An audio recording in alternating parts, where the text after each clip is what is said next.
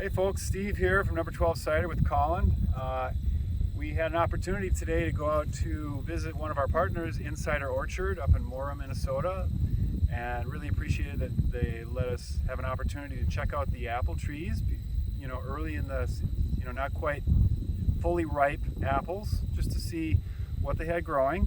And I thought we would maybe throw a little couple of pointers on what you might look for this time of year when you're trying to figure out whether the apples are ready. So what kind of apple do we have here today, Colin? So we have, we're standing here next to a 4 or 5 year old gold rush tree, and you can see it's a semi-dwarf, so it's fairly small at this point. It's got a pretty good amount of apples for a small foliage like that. I picked one off here just to we're just sort of surveying the orchard to see how many apples we might be in for this year, how they're doing this time of year, even though it's a little bit early for harvesting. So we just picked this one, and we're pretty sure, and we did find out that it's too early.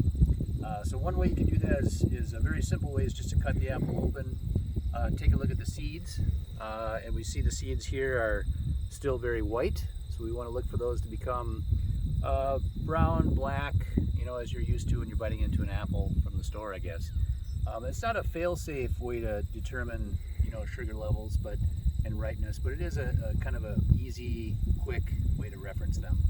There's other things you can do, like an iodine starch sugar test, where we might get into that another time, but for now we can tell it's pretty early and not ready for this to be harvested. Yeah, and we came here maybe a little too early for doing a couple of other tests we like to do in the field. We like to bring out an instrument called a refractometer, which we use to test the sugar level. And we also like to bring out some pH strips, right? And that helps us test the acid level. And those are things that give us not only an idea as to the ripeness of apples as far as the sugar level goes, but also, what their characteristics are going to be like in cider. So anyway, we'll check back in maybe a little bit later in the season when these apples are ripe, and we'll do those tests for you.